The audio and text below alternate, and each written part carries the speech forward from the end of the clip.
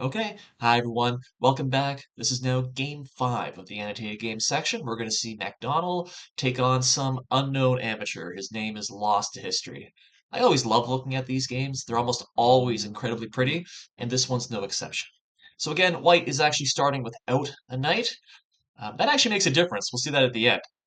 And so let's take a look. It starts off e4, e5, knight f3, knight c6. So far, so absolutely normal. Now white offers the pawn, b4.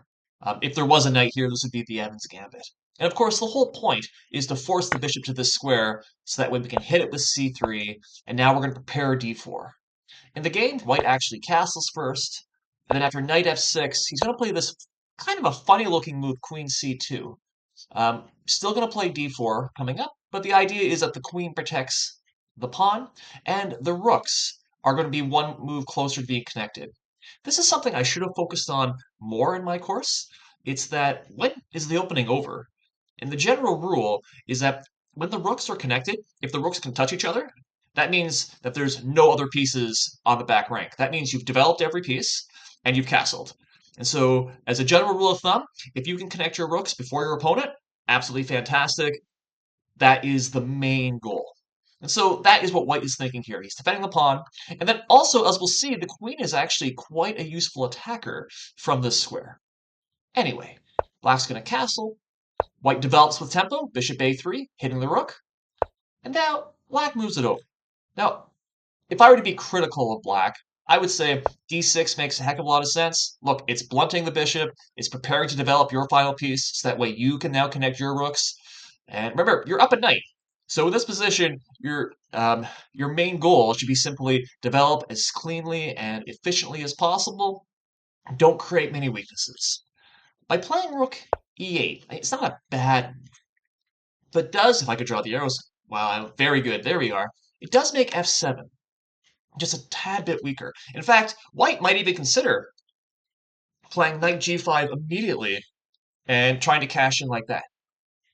Instead, white knows that, well, A, he's one of those grandmasters of attack from the olden age. He needs to open the lines up. Look what happens with the next few moves. He plays d4, challenge in the center. And then white plays d5, which is funny. The computer calls it the best move, and I'm not going to argue and say it's not the best move. But the problem, as we'll see, is after all these exchanges, now there's new lines. Because the center is open up, now white is very quick to put a rook there, facing the king. Because these pawns have all exchanged, now the queen has a very fast eye down towards h7. We back up. Before, again, the queen is doing nothing, it's just staring at its own pawn. Once these lines get opened up, the pieces can do more, especially all these long-range pieces. And now black then just gets absolutely silly and plays knight takes c3. He doesn't develop his last piece, doesn't play bishop e6. Like he could do like 1,000 other things, right? Like that's it. And also black, you're already up the whole night. Why are you grabbing this random pawn over here? Like finish development and nothing bad will happen. Well, he doesn't. And then white, because white is an absolute master, plays rook goes to d1. It sure was useful that there was no knight here, because it allows the rook to come in here. But can't the rook be taken? Yeah, it can. Take, take. And here's the problem. White is fully developed. White has a completely open board for all of his long-range pieces. And I want you to notice how everything is aiming straight towards that black, or it can aim right towards black. And how many defenders does black have? Let's see. Everything else is on the queen side, and rooks on the back rank are terrible defenders. So basically, white is attacking with everything, and black is defending with nothing. And this is an extraordinarily dangerous position. What do you do with your queen? Queen's attacked. There's no good squares. Everything else is protected or attacked. And, because you moved our rook here, the queen can't escape. So black ends up playing here. And so at this point, if you're white in a position like this, and obviously you're not going to get into a position like this. I mean, you start down a pawn. But there's going to be periods like this where you're down a lot of material, and you need to sort of have a tactical alert, a tactical radar going on. In this position, your pieces are about as good as they can be. Every piece is super, super active. And we also have that target. Everything, as I just said, is aiming right here. We don't want to do like a nothing move like h3 or like protect our king or something. That gives black time to do something, to try and untangle. We want to go in now. And we look for checks, we look for captures, we look for threats. But we got to check. It's aiming right at f7. We should be investigating that. Take, take. Okay, what do we do next? Well, the move we'd want to do, the next check that makes a lot of sense, would be knight goes to g5 because every other square is being protected, and if the king is forced to move back, that's checkmate. But the problem is the queen controls that square. Shoot. All right, all right.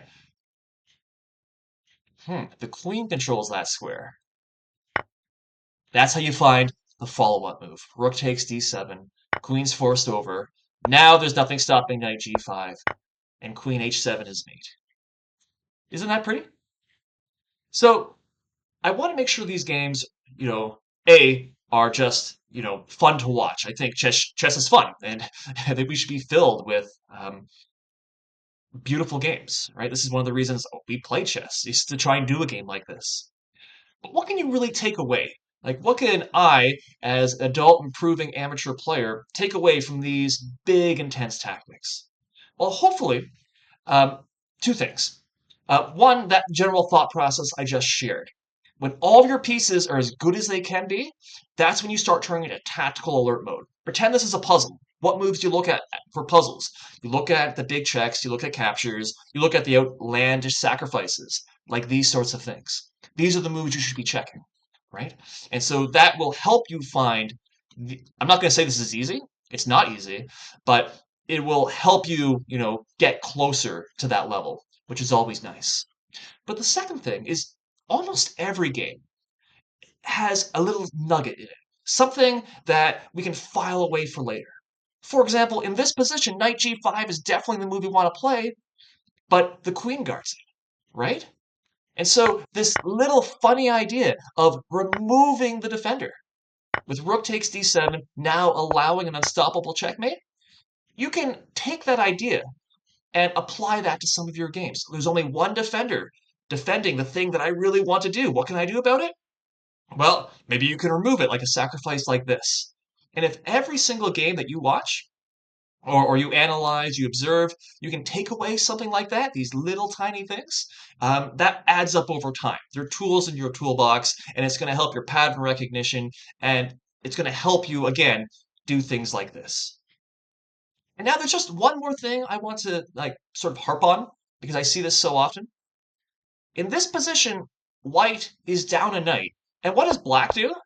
Well, black, again, there's a pawn offered, and he takes the pawn, right? And then later on, what does black do? He takes the second. Black, why are you taking pawns? Like, you're up a knight. You're up a whole bunch of material. We look at a position like this, you don't need to take that pawn. Move the bishop back or move the bishop back, right? Like, because if that pawn's there, there's no bishop a3 that's going to hit your rook later. Don't be greedy. Don't grab extra pawns. In fact, what should black do in a position like this? Okay, you're against a master. You're up a knight. You should be doing something like this. Offer the pawn right back. Sure, you're down a pawn. You're still up a knight. And look at this. Look how easy it is to get the rest of your pieces developed. Right? A white has absolutely no development. You've already got a piece. Your bishop can come on out. You can play e6, blunting f7. Super simple. Return one pawn, and you're very less likely to be the victim of an immortal a game seen almost 200 years later. So I hope that was helpful. Hope that was useful. This is game 5. You've got 20 more to go. So that's it. Um, yeah, nothing else to add. Thanks for watching. Thanks for listening. Bye for now.